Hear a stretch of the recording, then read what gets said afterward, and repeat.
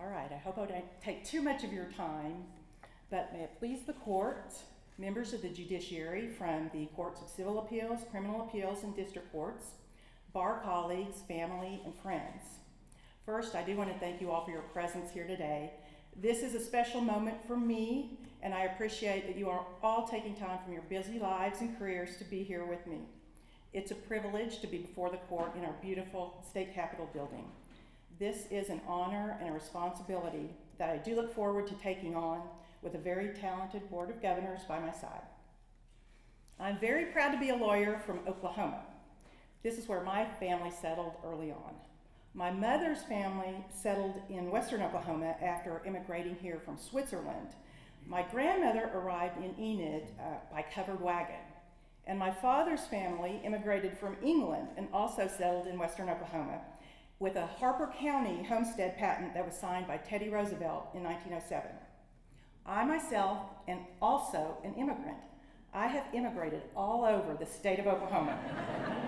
By the time I was 18, I had lived in 8 different Oklahoma towns, populations 1,500 to 20,000 in all sections of the state, north, south, east, and west. Here are 2 simple lessons I'd like to share as a result. First, you can always tell a person is new to Oklahoma if he pronounces Tahlequah as Tahlequah and Okemah as Okemah. And second, I don't care where you are in Oklahoma, at some point that wind is going to come sweeping down the plain. And you better be holding down your skirt when it does. But along the way, I have met some special people that I've already introduced, but I just want to briefly do that again. My father, my kind father, my mother who left us too soon, and my siblings, including my brother Mike, who moved around the state with me, not in a covered wagon, but a Chevy station wagon, and my wonderful extended family that's here. And my husband Neil, of course, who luckily for me immigrated to Connecticut, from Connecticut to the University of Tulsa.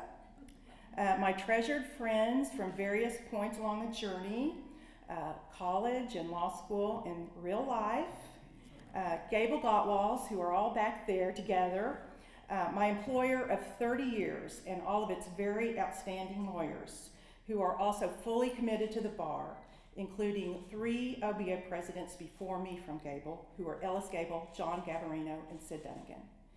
Cammie Hayes, my extremely talented legal assistant, and she typed this up, so she put that extremely in there, but I do agree with her.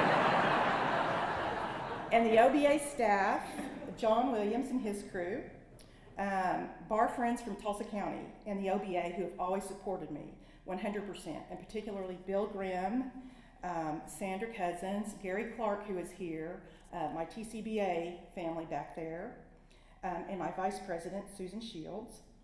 And finally, one OBA woman president who has preceded me, who is always more than willing to give good advice. And that's Kathy Christensen, who Justice Calder calls Wonder Woman for very good reason. Kathy, where are you? There's Wonder Woman back there. And she has the cuff to prove it, the Wonder Woman cuff. The real lesson that I learned from my experience of attending 9 different schools in Oklahoma is the undeniable value of a good education. As lawyers, we OBA members must be committed to education, particularly as the field of law and our practices change around us. Legal scholars predict that both legal institutions and lawyers will change more radically over the next 2 decades than they have over the last 2 centuries. Those of us who have been practicing for decades have already seen big changes. The yellow pad replaced by the computer screen, and the letter to the client replaced by email. Changes like these bring both challenges and opportunities. It is my goal in 2014 to work with the OBA to meet any challenge and embrace all opportunities in the best way possible, and that is through education. Legal education will be my top priority as OBA president. That can and will take many different forms. There is, however, one area of education that the OBA must focus on, as it will likely present both opportunities and challenges in 2014. That is educating our fellow Oklahomans on the crucial importance of preserving our democracy, and particularly the judicial branch, in the face of criticism. We all know that our democratic system of government is unique, with its 3 separate branches: the legislative that makes the law, the executive that enforces the law, and the third branch, the judicial, that applies the law by following the rule of law.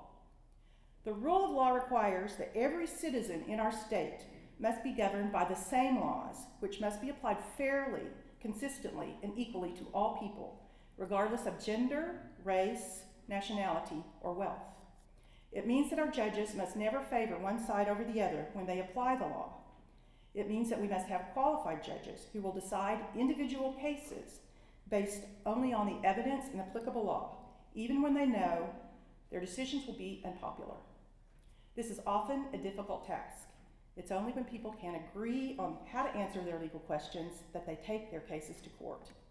These cases may certainly involve issues that the judges would prefer not to decide, but they must. And when passions are high on both sides of a case, it is almost guaranteed that one side is going to be unhappy with a final decision. That happiness usually lands squarely at the feet of our courts. Our public today does not invest much time in thinking about the democracy that underlies how we lawyers make a living.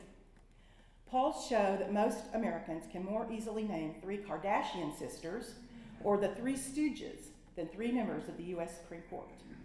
This lack of knowledge and interest that the public has in our democracy, coupled with a periodic unhappiness that some have with individual court decisions, can be a danger to our system of justice in Oklahoma. It can leave a clear opening for challenges by those who want to change how we select qualified judges or to force particular judges off the bench, simply because they disagree with decisions made by those judges in individual cases. The OBA vision statement is that all people shall have access to and full benefit of the rule of law and the system of justice in Oklahoma.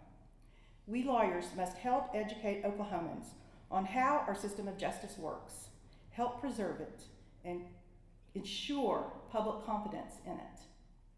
In 2014, it is my plan for the OBA to activate a public education initiative to meet this responsibility. We will institute a statewide speakers bureau to give our members the tools and the forums that they need to talk about the unique role of our third branch of government.